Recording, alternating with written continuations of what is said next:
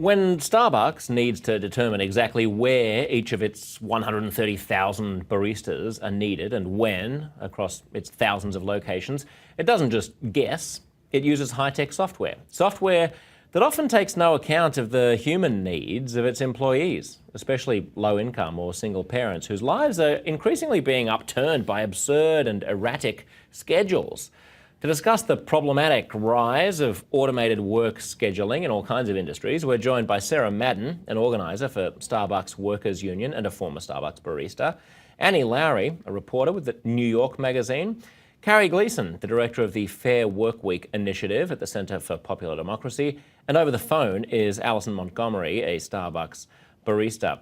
Annie, let's just kick it off with you. Can you just sort of frame this for us? What is exactly this technology? I mean, is this a battle between sort of labour and a computer? Yeah, so in a way, and what the software does is it optimizes workers' schedules according to the employer's needs. That's all it does. And to be honest, people have been doing this, with pen and paper going back, through time immemorial. But if you have large workforces, a lot of offices, a lot of workers, this is just a much more efficient way to do it. But it ends up spitting out some kind of funny schedules. So in this New York Times story about the software and the issues that it wreaked on some families' lives, they point out that it would sometimes have people open stores. So the worker would close the store in the evening and then reopen it the next morning, meaning that, they might have very little time in between and they're basically working a midnight shift. It also means that workers get their schedules not terribly far in advance, which is really hard, especially if you have children or parents to take care of. So that's kind of the substrate, and it's a lot of retail businesses that use this kind of software. Does that ring a bell, Alison? What's your personal experience? Absolutely. As a mother of four, I have had to cancel appointment after appointment, reschedule appointments. It's totally inconvenient, and like you said before, it does not cater to us as human beings. I mean, we're one of many, and we're in, we're out, we're not getting the hours that we need, we're not getting the schedules that we need, we're not able to be at all productive in our own personal lives because we're catering to Starbucks constantly. So what's your personal situation, Alison? Where do you live? What's your family situation? How many kids do you have? I'm a single parent. I'm from Chester, Pennsylvania. I have 4 children right now. I started working with Starbucks 2 years ago. At the same time I started working with Starbucks, I started working for a hotel as a night auditor. I left there because I was so much happier at Starbucks. I was promised to work 28 to 38 hours, which is a nice little gap anyway. I never got those hours. I lost my childcare subsidized as a result of the fluctuating hours. At the same time, I became a single parent, and, I was totally not catered to in any way, shape, or form. No matter how many times I've sat down and tried to have talks, made suggestions about my scheduling, nothing can ever be done about it. And it seems like now, the information's out there, people are more aware, but Starbucks is not catering to parents at all. It's been going on for a long time, and it's a good thing that, it's being put out there because we are the foundation, all the baristas, and we're what makes Starbucks what it is. But we need to be catered to just like we cater to our customers. So when you sat down with your manager and you said you raised whatever concern it was, and you can tell us what that was, maybe that you're closing too late and then opening the store too early, or there are too many hours in a cluster and not enough hours spread across the week, what was the response? The response would be, I'm trying, no, we can't do that, maybe. And, a lot of my requests were ignored. Closer to my time of leaving going on to my maternity leave, some of my requests were met as far as getting, less hours, coming in on a more predictable shift instead of opening, going to closing, going to mid. Mostly my concerns are that, one day you could be working 4 hours, the next day you could be working 8 hours. Having a time frame where I can know that I'm going to take my kids to daycare, knowing that I can schedule their appointments, knowing that I can be there to be a parent. And I'm continually over and over again just being totally ignored on the subject.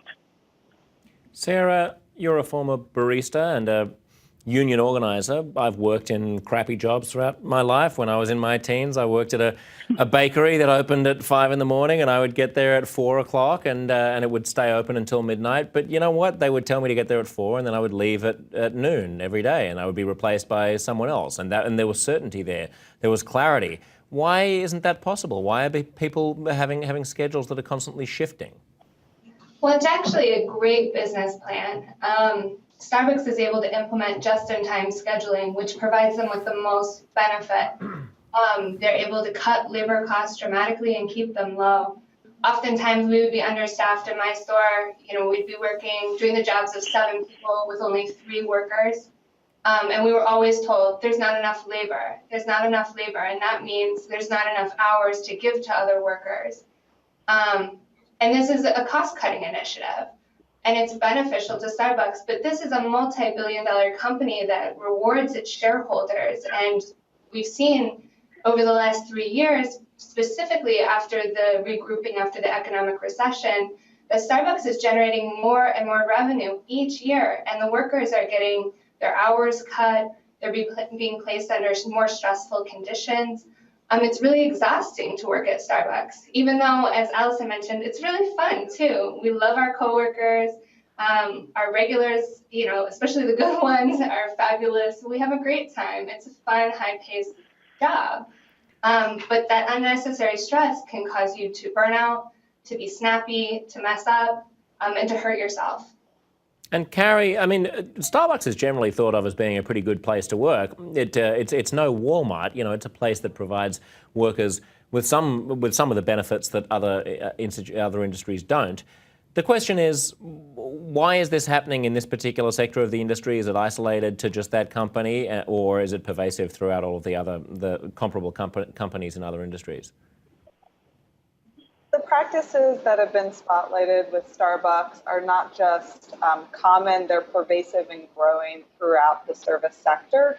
But I think that the buck is stopping, right? It's almost like Starbucks got their hand caught in the cookie jar. There's absolutely no standards in this country around work hours for today's workforce, and we're seeing a growing movement for a fair work week to set new standards. And I think Starbucks is responding to public pressure and responding to their baristas who are brave enough to speak out and say, well, look, if you're not going to listen to me day in and day out, I need a louder mic, right? And so I think it's good to see the company respond, but I think the question is, are they really going to deliver genuine changes in how they schedule workers? And it would require radical change in what their approach is to scheduling. Is it a cost-cutting strategy, or is it really about balancing the needs of the workforce to retain a workforce along with those other business priorities?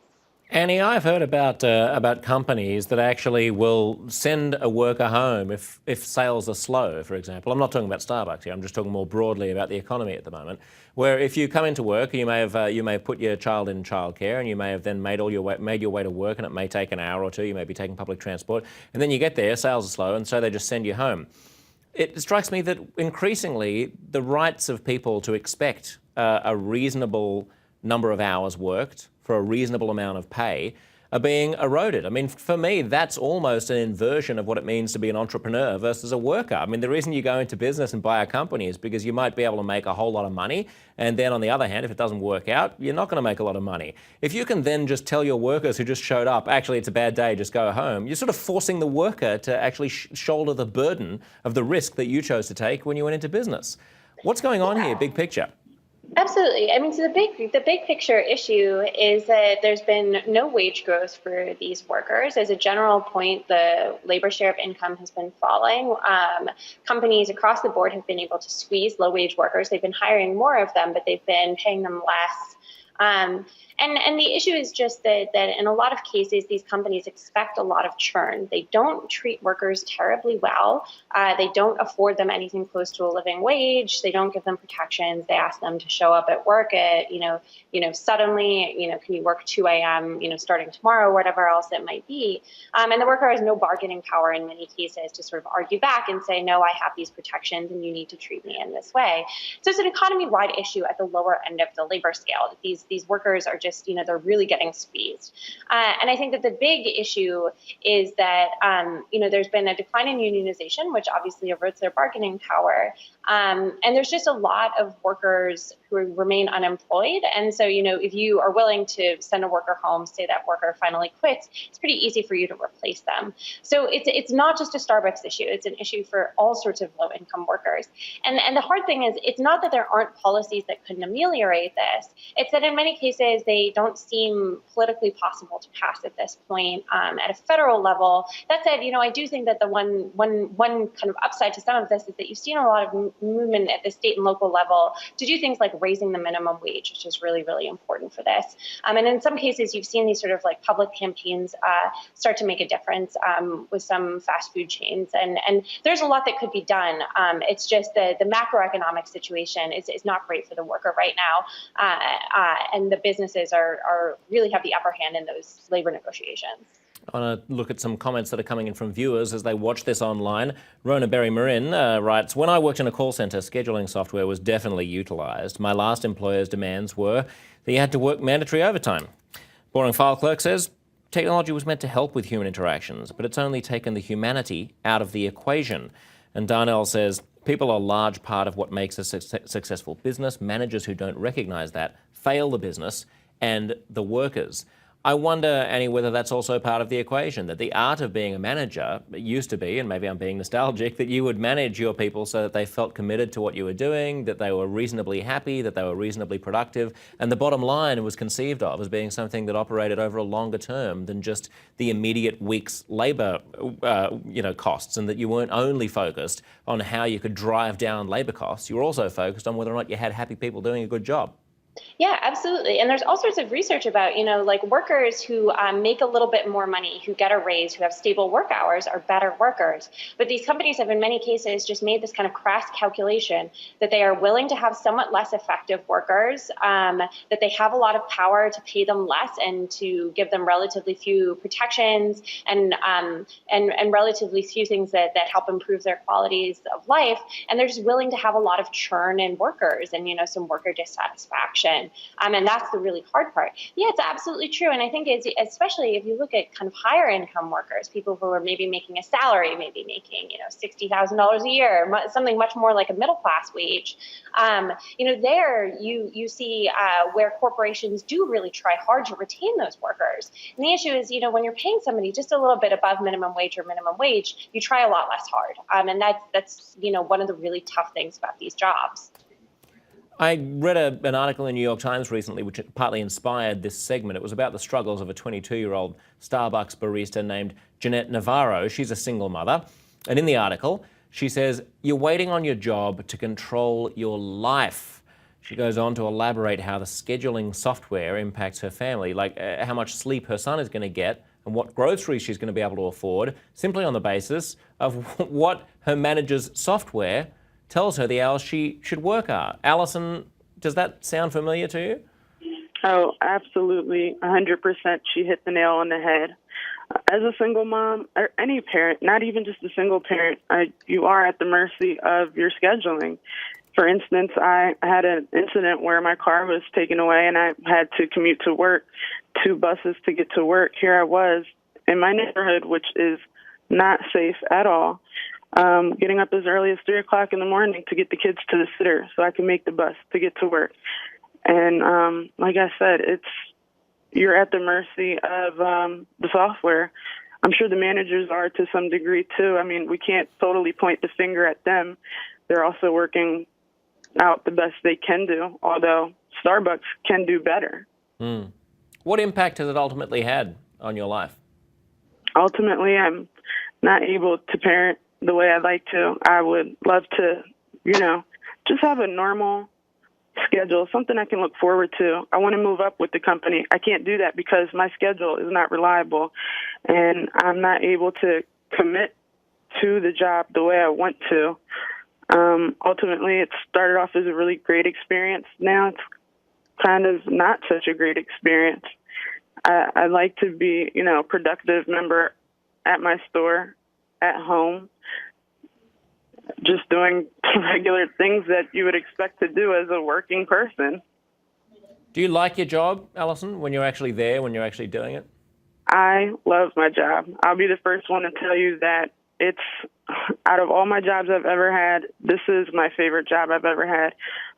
But what I don't like at all, what I don't enjoy, is dealing with the frustration of, having to find the childcare, not being able to qualify for the subsidized because my hours are fluctuating, dealing with, finding coverage and all those things that I shouldn't really have to deal with. A lot of companies do, like you said, Walmart, 3 weeks advance scheduling.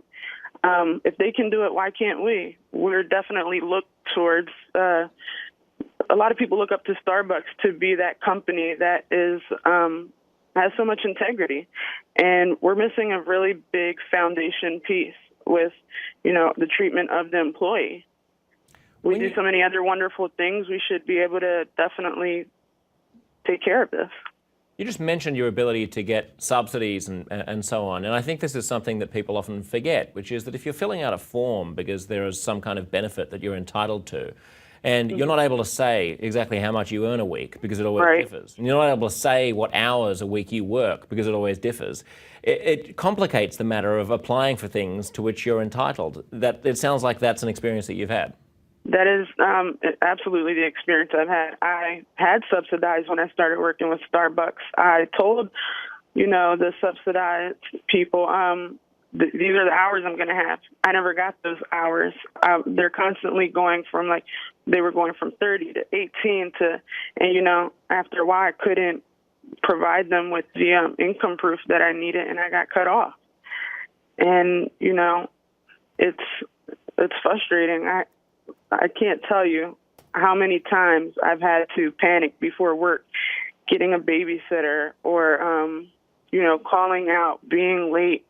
It's hard to find reliable, affordable daycare. Daycare is a very expensive thing, It's not as easy as just, walking into a daycare and having your kids go. It's very costly. Sometimes it costs more than your living does.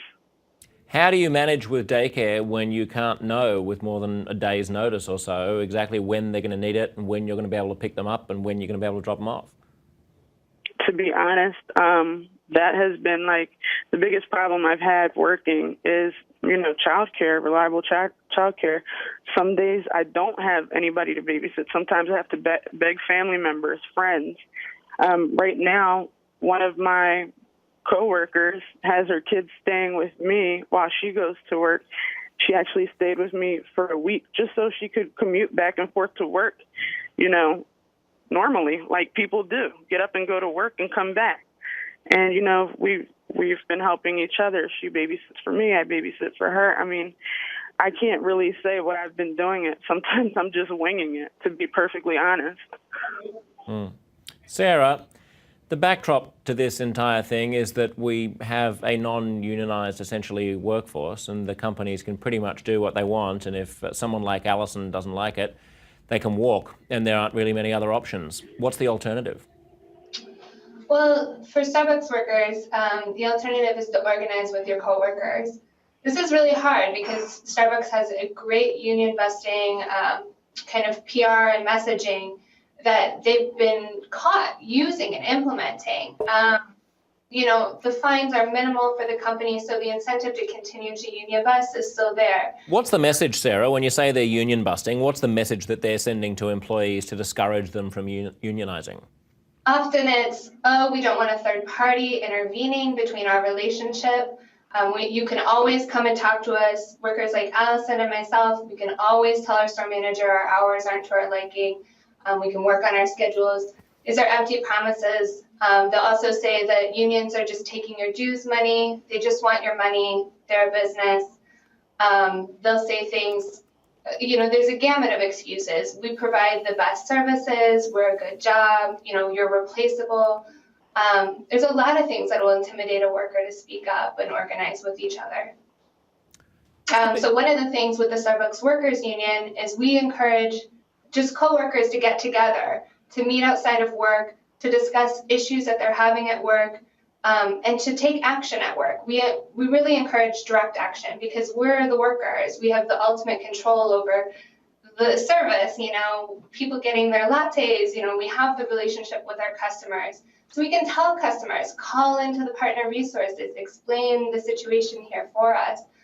We can go to the media, but we can also do innovative tactics like work to rule, which is, if you're understaffed, you can sit and do everything by the book, every single standard, and that'll slow down business because we're constantly cutting corners, pushing ourselves, getting repetitive stress injuries in order to keep business flowing.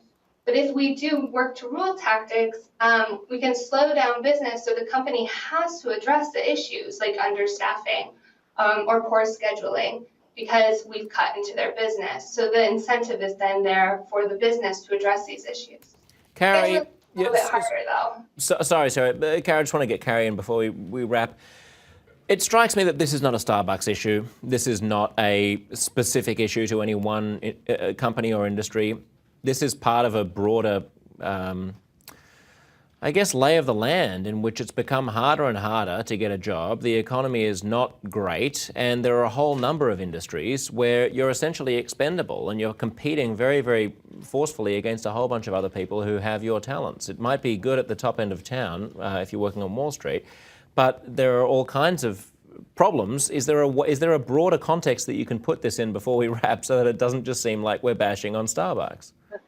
Well, every employer has a responsibility. So Starbucks has a choice. Other employers make a different choice. And I think I think Starbucks baristas like Allison and Sarah are holding Starbucks to their promise with a coworker.org petition to make Starbucks a fair Starbucks. And that's a broader context, right? In this moment in which unionization is at its all-time low, I think in retail alone, 5% are represented by unions. That's 15 million workers total. 1 in 10 Americans work in retail. So I think if you look at what's happening at Starbucks, it's a window into what's happening to American workers across the economy. A quarter of all Americans now are employed by low-wage sectors. And so we can't just say this is just the economy. The nature of work has changed in these employers. The fundamental relationship between Allison and her manager and the company that employs her is different. And we need new strategies to take this on, right? There actually is a movement to pass new policies, but at the same time, workers have new power, right? They have their opportunities to have their voices heard, to come together. And that's a part of what we're doing with the Fair Workweek initiative, is to really help workers in their workplace leverage all of the tools that they might have to say, this is the kind of job that we need, and we know that you can do better, right? And I think there's this moment in which, as the nature of work has changed, there is this tool of public debate like what we're having today. And so I think that we're going to see a growing movement to push back where, while the nature of work has changed, the things that we all need for our families have not changed. We all need some stability and certainty so that we can arrange for childcare, so we can pay rent, so we can eat, so we can get to and from the jobs that we love, right? And so I think this is a much bigger debate, and I think that this is just the beginning of the conversation. Thanks, Carrie. Alison, just wrap us up here. If you had one piece of advice or one thing to say to Starbucks and people who shop there, what would it be? I would say this is a great company. I love that we're constantly finding ways to fine-tune so many other things. I think that, it's great that the conversation is being had. This is the beginning of the conversation, and Starbucks is fully capable of providing their employees with full-time work, with more reliable hours, with more reliable schedules. A lot of other companies do it, and we can do it. We are looked at a little bit more closely than other companies because of our integrity. And we need to keep that integrity, but we have to start with the people that help run the show, and that's the baristas. Those are the people that come in every day, faithfully, waking up, 3 o'clock in the morning sometimes, working so hard to put those smiles on so many people's faces. We can do this. We need to do this. We have to. Thank you, Alison. Take care of yourself. God bless. Thank you. To Annie and Carrie and Sarah, thanks for being part of the conversation. Makes me want to move to Germany and get 6 weeks holiday and work 35 hours a week or something. Probably not going to happen. Thanks to all of you for being part of the conversation. Stay tuned for plenty more conversations coming up right here on HuffPost Live.